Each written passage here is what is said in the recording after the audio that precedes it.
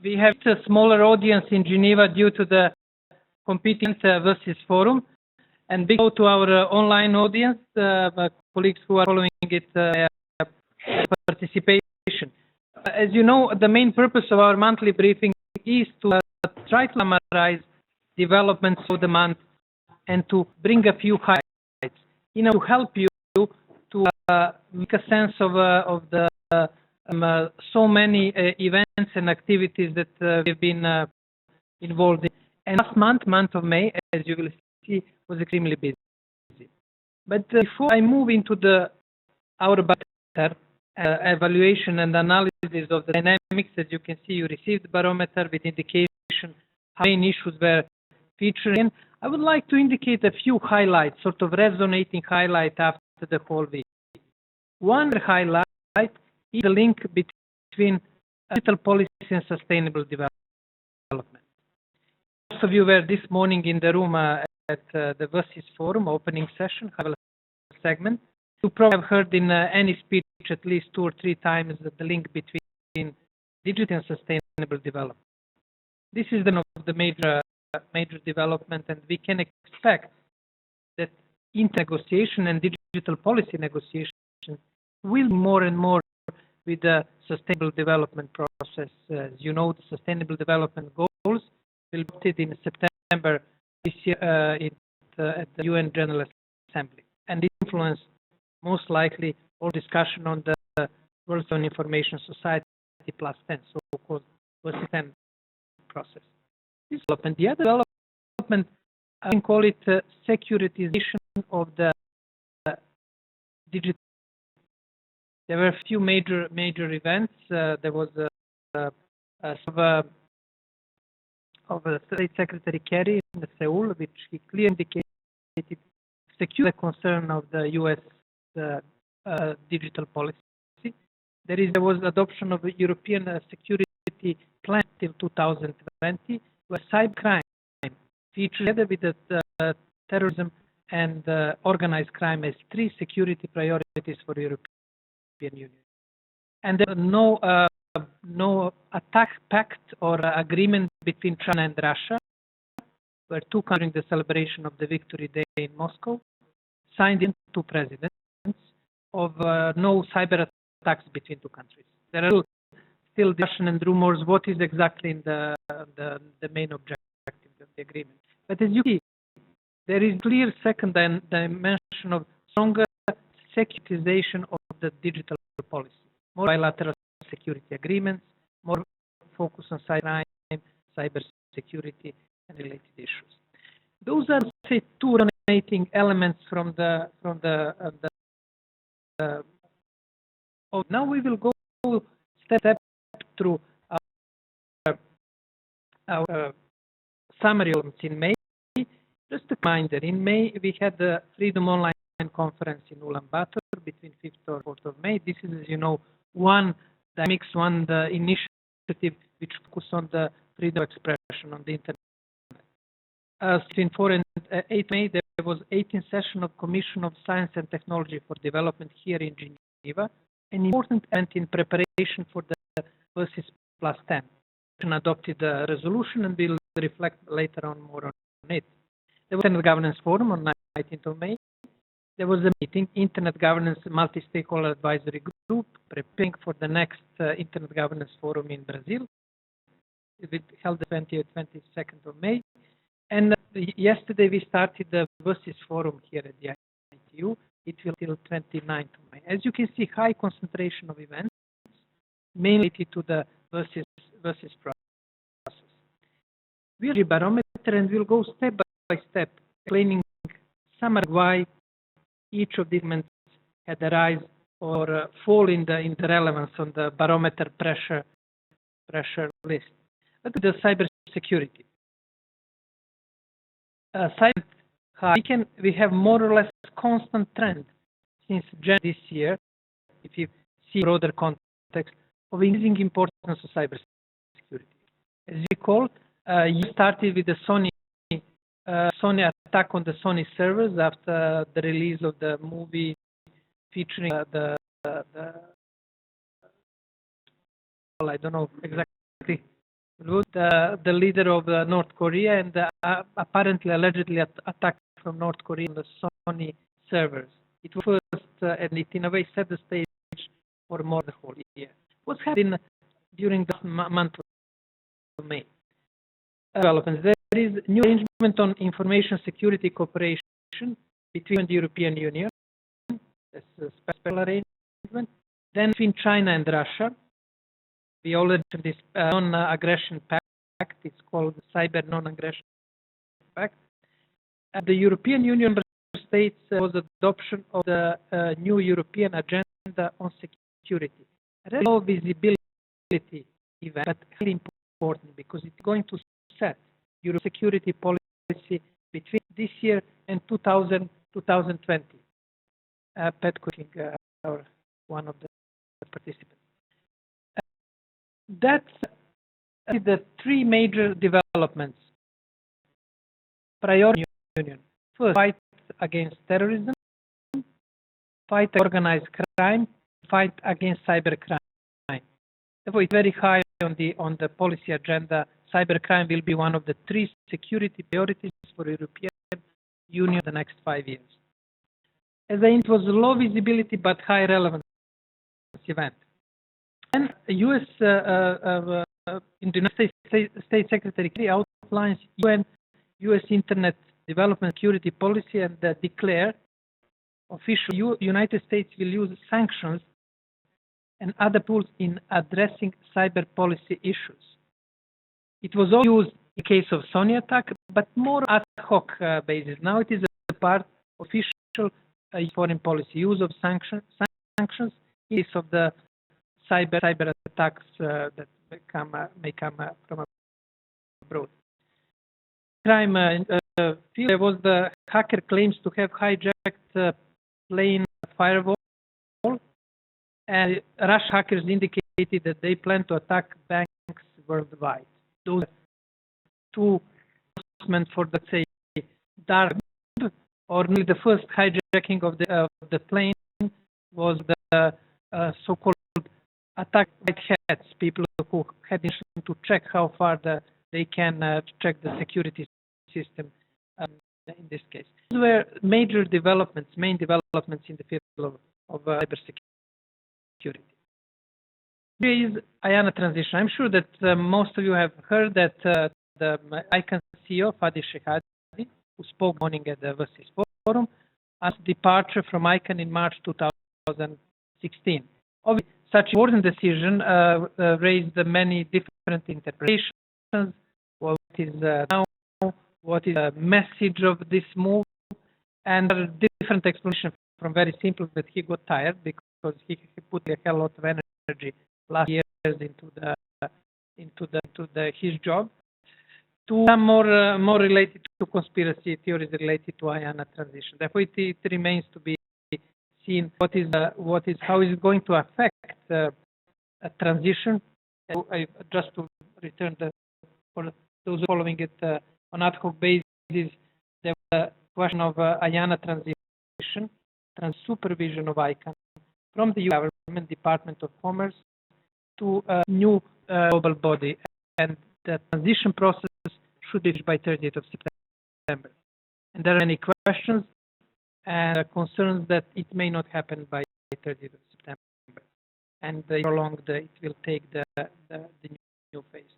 Therefore, the question of IANA transition, I would say long, but the major development was definitely the resignation, of announced resignation on Fadi Shehadi, and give his importance for the overall internet governance process and his person. I'm sure all of you who followed Fadi's impressive speeches can contextualize the relevance of this decision.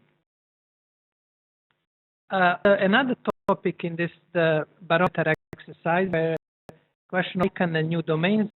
The main controversy was around the .sax domain. Controversy continues, fees remain, and there are misuses of this domain. Anything before that, as you know, in the US especially, to some extent in Europe, this domain name has rather negative connotations. Therefore, there were concerns and it was brought to the ICANN's attention that this is likely misused by operators in negative context. It was the development in new domains, but as you can see, we put the equal sign. There are no major new developments, like in cybersecurity, which was extremely busy. In ICANN and new domains, we have relatively stable developments. On the online privacy and data protection, in the U.S. House, the Congress passes U.S. Freedom Act with the aim of reforming NSA, tech companies, civil liberties organizations, privacy activists urge the White House to pull back efforts to weaken encryption or include enforcement backdoor on technology products. Can you recall, on the 30th of February, President Obama went to Silicon Valley to address Silicon Valley companies. And one of the main concerns was basically the strengthening of the cipher protection and encryption tools of big internet companies. And I can recall from one of our previous briefings, that session, which is very rare in the United States, when President speaks, was not attended by big interneters of the big companies, Eric Schmidt, Zuckerberg, and other players, which show for the first time a bit of in the position between the virus and the internet industry. Internet industry insisting on stronger encryption procedure to regain trust, to protect data, and the White House and generally establishment focusing more on possibilities to have easier access to data. Now, what's extremely important? It is in France. France passed the new surveillance law. It is considered by many activists as being radical in authorizing the French authorities to have data. Among other things, it requires ISPs and phone companies to give data upon request.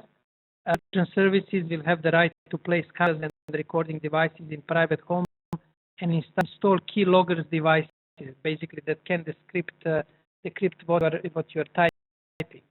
And a lot of concerns in civil society. There was a movement 24 hours before 1984, referring to Orwell's book. That was the major development when it comes to online privacy and data protection, and obviously linked to cyber security. You recall, we we started this year with I will now my famous triangle. That's what online.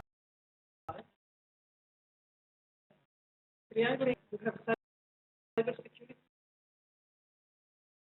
major increasing concern. We have constant dynamics since January of increasing relevance. And then on the other side, the question of human rights in online privacy, and this triangle question of the economic activity and economic development. Now, this is becoming increasingly relevant. There was a major tension between cybersecurity requests after Charlie Hebdo attack and from the human rights community to reduce the possibility of service. You can see the France law for the stricter for more surveillance. This is, let's say, more focused on European public policy space. We will not major dynamics here in cybersecurity by the government and the economic interest. So in this area, you have much more development forthcoming, trying to find different positions or different trade-offs, or if it is possible, win-win solutions, which would be ideal, obviously. Neutrality came into the was at the beginning month was not as visible as it was, for example, in February, when SEC passed the new rules about net neutrality in the United States. The latest initiative, Internet.org, philanthropic initiative by Facebook, as you know, the Facebook started this initiative with provide free internet access to developing countries. It's a lot of concern in India because Facebook provides internet access, but a limited number of websites in a way questioning the principle of net neutrality. Therefore, the local rural in Indonesia or in Ghana or Bolivia, they provide internet, but internet access is only to the limited number of the websites, Wikipedia, Facebook websites, and other tools.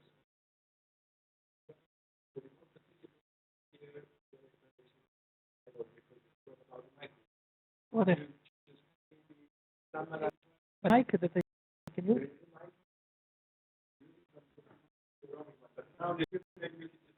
Okay, I'm sorry for the colleagues in situ. You will hear it twice.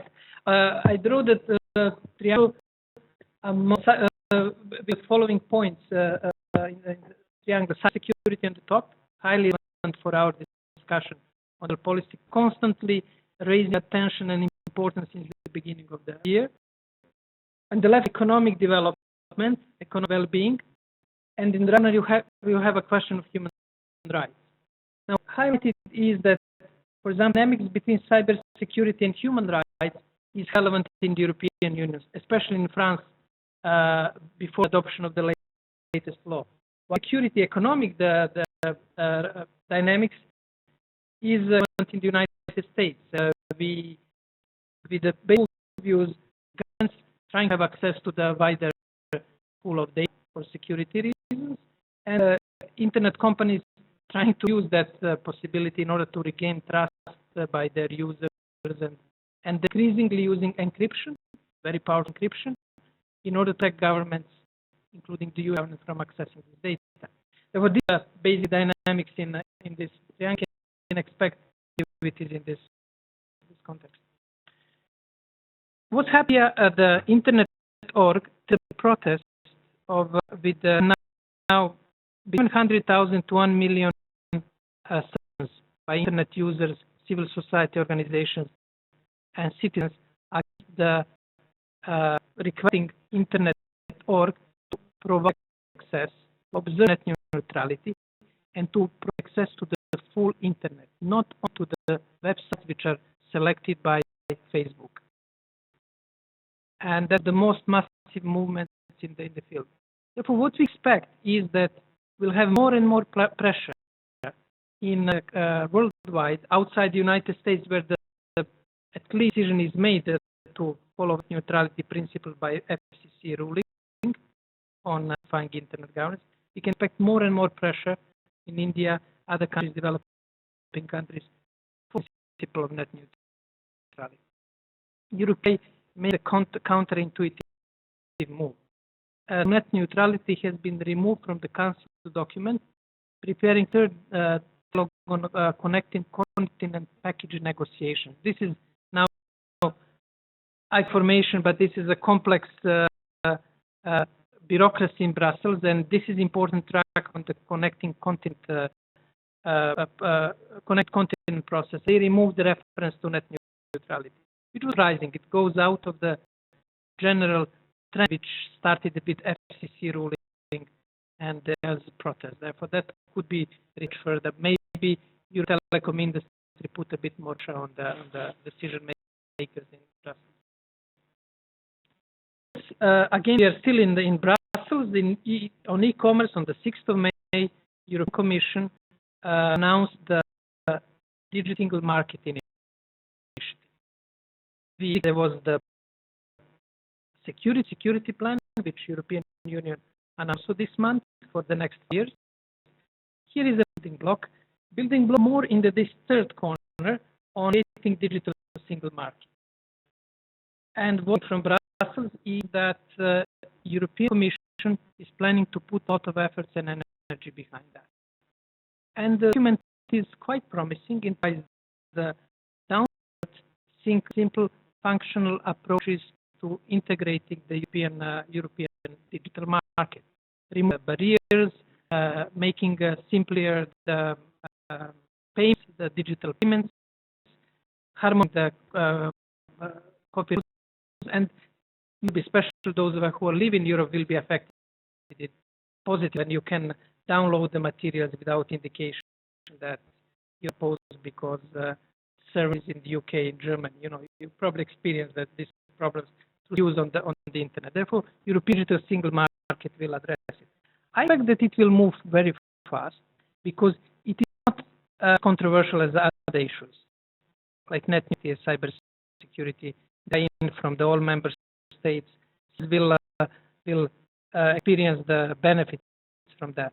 The question is how are the foreign companies will be sort of conditioned to benefit from this financial incentive. The strong power of the big internet companies in Brussels. There will be, with the digital single market, there will be more opportunities, and probably stricter rules from the European Union, anti-monopoly, especially rule against Google, Facebook, and other companies. It's interesting, I would say, for development around the digital single market. A major development was on currencies, and NASDAQ, New York stock market, announced plans to leverage blockchain technology. Blockchain technology behind Bitcoin, to enterprise-wide initiative, and right with some of our earlier predictions that things will move in that we have to bit that we were right in predicting this development on the stock market. These developments in May, therefore, two key developments. Assessment goals are becoming part of the digital rhetoric. Therefore, any speech from now onwards, you have to mention the sustainable development goals at least 3 or 4 times. Securitization of the space. Maybe the third element, which was clear in May, which is more, let's say, operate on diplomatic side. As you know, the VSIS plus 10 process will start at the beginning of June in New York. The preparation should start in June. It will end with a high-level meeting at the beginning of December. A controversial issue because some views exist in IG space which were more diffused till now are getting into the focus. They will have to be, in a way, reflected in the final document of the VSIS plus 10. Now, a few events here in Geneva, CSTD VSIS Forum, which is going on, and these events were more or less used as some sort of ceiling for what will come in New York, sending the signals how far this can go, what are the rules, are they for the continuation of the mandate of the IGF, and here, for example, China came with a strong, state supporting the IGF, for example. The whole month of May, and we will summarize it in our document, Digital Watch, was to send the signals. What lines, what are not red lines, what is the space for a compromise, especially as the CSTD meeting, it was clear because CSTD meeting ended up basically with repeating the previous resolution. But discussion in the preparation during the CSTD was interesting to send the how far it will go in the different directions. Other than in June, African Internet Summit, there will be French IGF on 2nd of June in Paris. On 4th and 5th of June, Eurodig in Sofia, European Internet Governance Forum.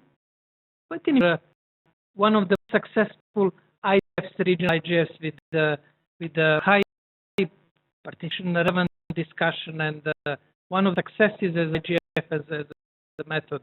And 8th of June, there will be G7 summit in Germany, and it is very clear that cyber will be again on the agenda, especially cybersecurity, which is more related to the activities.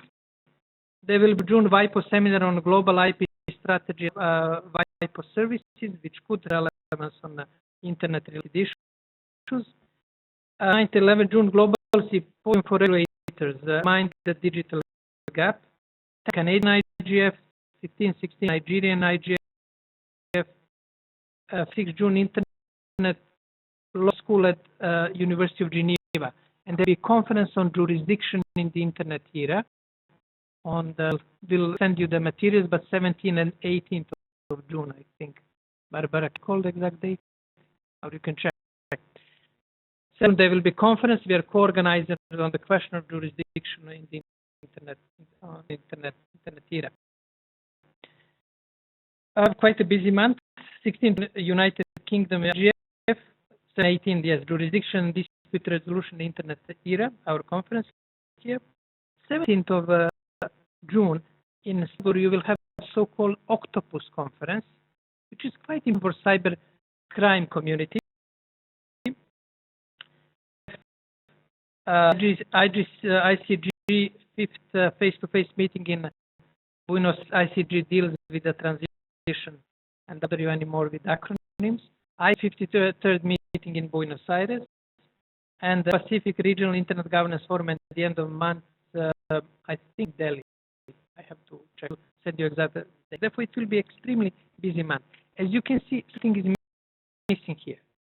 Meeting for versus plus 10 in New York. Some rumors and indications that it will start on 10th or 11th of June. Experts meeting before that. But it's clear that I think the negotiations, one of the issues which we'll tackle on Thursday during our versus is the level of participation of other stakeholders, because it will be mainly internal by design, and there is a question: what participation of other stakeholders in the versus process? If I just zoom out and where we have security line on the agenda, signal for the versus process, and clear security development goals.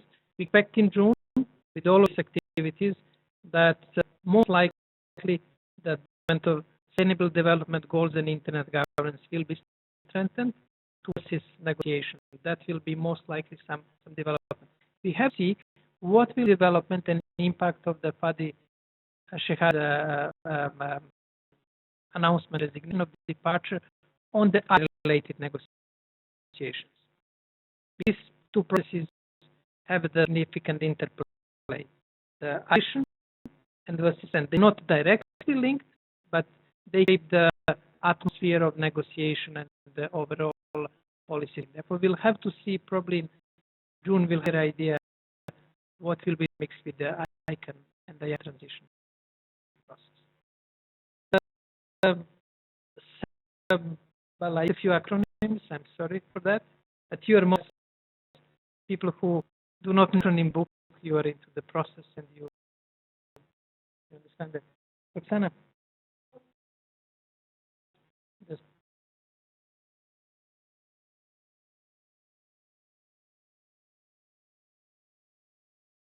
Thank you. From Ginger. Is the departure of Fadi likely to affect the future of NetMundial and the NetMundial initiative? Need a real crystal ball exercise or what I needed to look at the people. A NetMundial, and it's good that whoever asked the question, Ginger, make a clear between NetMundial outcome resolution and NetMundial initiative. And these two dynamics should be captured as it is possible separately. One is the rather comprehensive and good outcome document which came out of the conference. There was NetMundial initiative, which is based on the document, but in its implementation there is some concerns and controversies.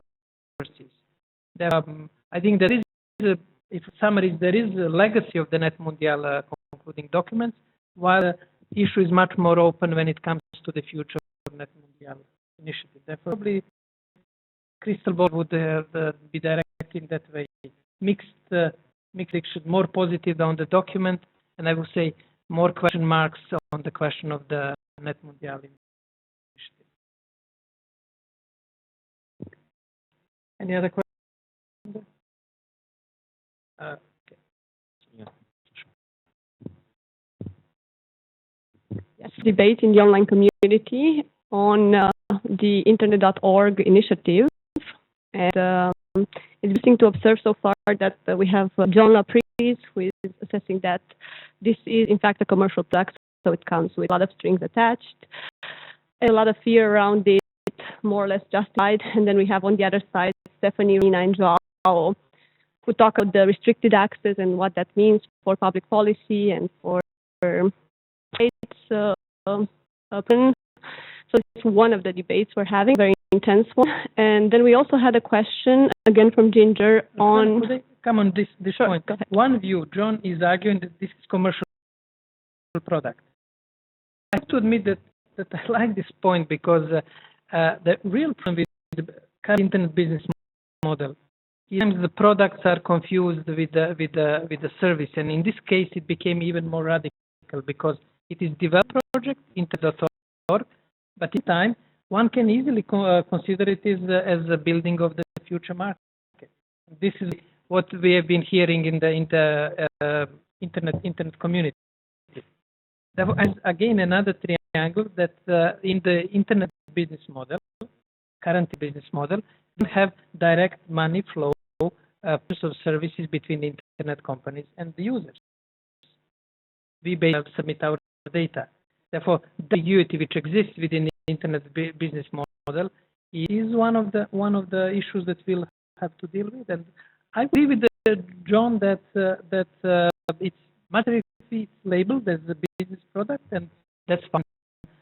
They do whatever they want if the local authorities allow that, and if they let them do against the net neutrality rules and other rules. But it would clear Sorry. And we learn from Ginger related to the difficulty of assigning responsibility for cyber attacks. She's asking how can policies and sanctions be applied when the origin of the cyber attack is so difficult to investigate and clarify. And we had a reply from Michel Chevalier, who is talking about the UNGA commission mandated to work on evidence-building measures in the cyberspace. And he said that at this point we can only rule out responsibilities for cyber attacks, not assign them. So the most we can do right now is to show our hands are empty, that we're the weapon holder. But it would basically introduce a degree of interstate transparency in the cyber world, says Michel. Realistic approach through some confidence-building measures on level, but I would say even regional level. For example, OSCE introduced here quite a promising set of the confidence measures, and they're working on the next set of the confidence-building measures. That's probably the way, because the question of attribution is the core when it's cybercrime and cyber attacks. The floor to our colleague Geneva. Time for agreements, please.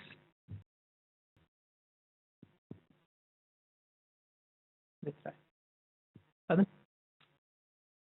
What was the second question? Fine.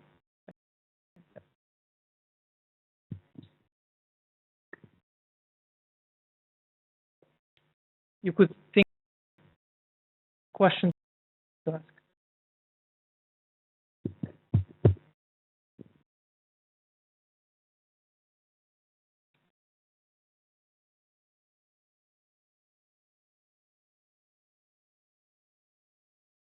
It's always this when we're expecting the remote participants. It's a difficult concept to interpersonal relations in meetings, some sort of failure.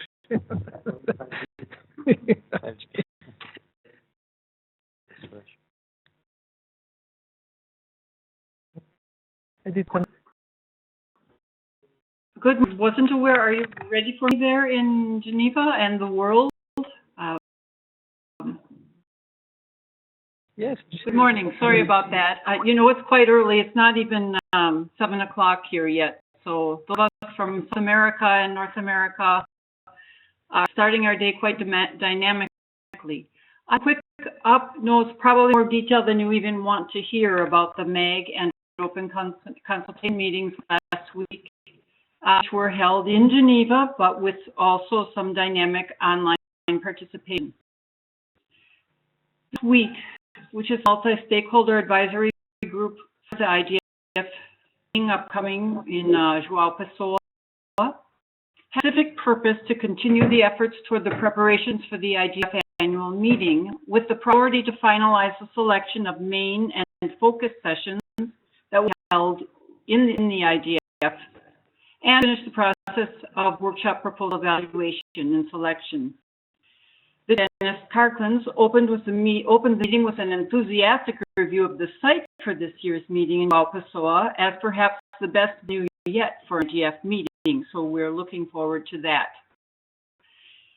This short presentations about from the World Economic Forum, the Geneva Internet Policy Observatory, which is open and will be interesting because there will be a workshop at the upcoming IDF. Presentations from the different new observatories, including the Geneva Internet Platform Digital Watch, so we can discern what will be the differences between these observatories. Some will have calendars, timelines, updates. As I understand it, one of the advantages we'll have with the Geneva Internet Platform is that we'll offer some encryption, analysis, and discussion that helps us to understand not only what's happening, but why and how and where it's going, which is what I see from these monthly briefings we're having now. From the Net Mundial and Net Mundial initiative, and then we really get into the meat of the meeting. Decision which had been controversial up to now, and we will have take away the temporary from the liaison we have with the Net Mundial. So go forward. Also, pretty rough consensus that Net Mundial should join and support the IDF activities rather than the IDF joining Net Mundial activities. We have a discussion on an introduction about deliberative polling by Stanford University, which is an experiment which will probably be presented on day 0 of the IDF.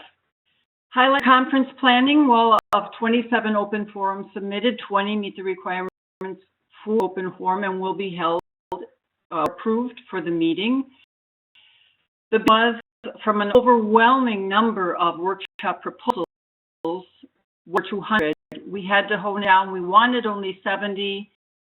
100. Some of those simply taking the top-rated workshops. Others to balance stakeholder groups, developing countries, first-timers, to bring in people who aren't on the usual suspect list, to new ideas, balance of ideas. It certainly was not easy. A number of proposals and many themes we want to talk about. We have the chair's summary shortly, and we'll be able to have more detail on that. Another interesting point was work moving towards validation of the work of dynamic coalitions. For instance, right now, the Net Neutrality Dynamic Coalition has a proposal for the IDF meeting that we will discuss and try to find some way of validating, and that is, of course, controversial, but would give an opportunity for some kind of statement or output from meetings without actually being a document. Interpretation is subject to reading the final chair's summary because, of course, I may be very not. International work, very, very active and dynamic. As a matter of fact, I am a new MAG member, and I found that the MAG is far more active, far more interested, far more dynamic than I expected to be. We are basic planning committee, but we are interested in promoting the IDF, preparing brochures and outreach to the community, especially in this, of course, in this critical point of whether a mandate will be renewed. So we're trying to reach out, make sure that the work that IDF is doing is understood, and that in particular, that there's inclusion interaction with regional IDFs as a priority to find out what's going on around the world, bring it in together and join efforts so that what's happening at every level does at its own level.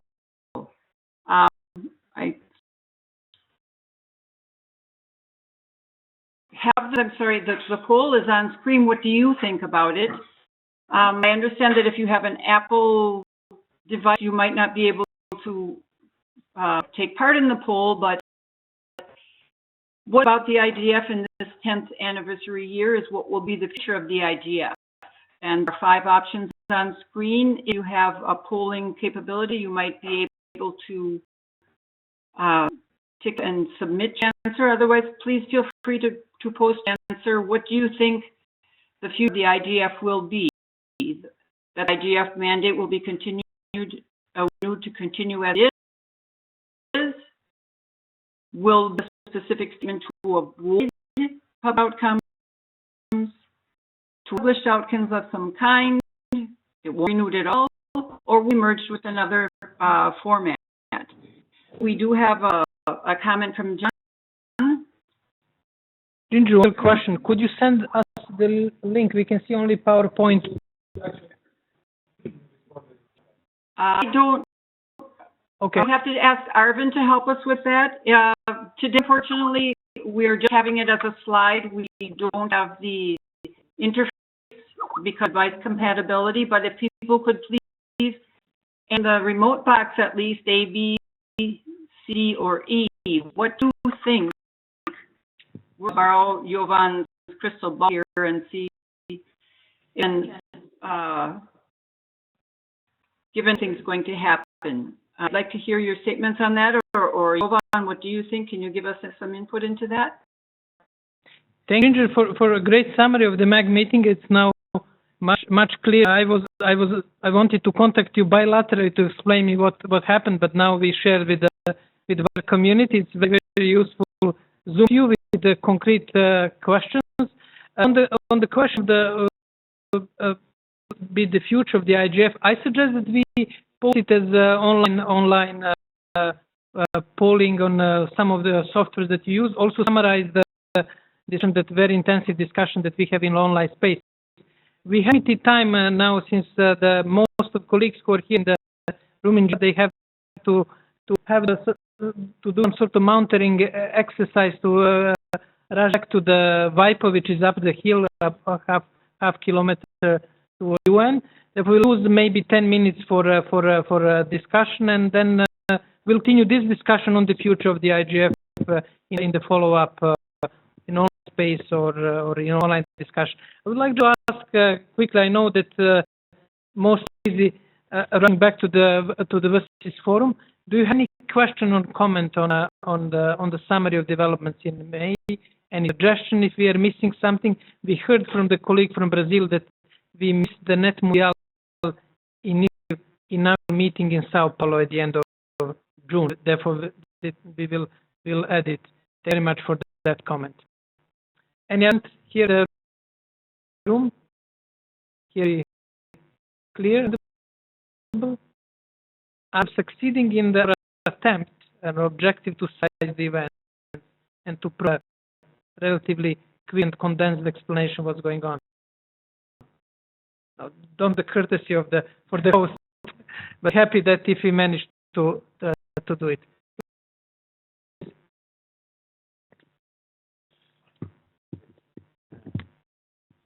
So one has usually a very good brief through everything with not so many details, but I think you have the ability to size in a very few what is important in different decisions, and I think this is good for we are attending here and also from online. And we thank you for this support we have here from you. And one comment that for me it's a little strange. Not this is not strange, but this decision of the French to adopt this law, cybersecurity enforcement, make connection with what happened in in front end because wasn't a cyber attack. In fact, use online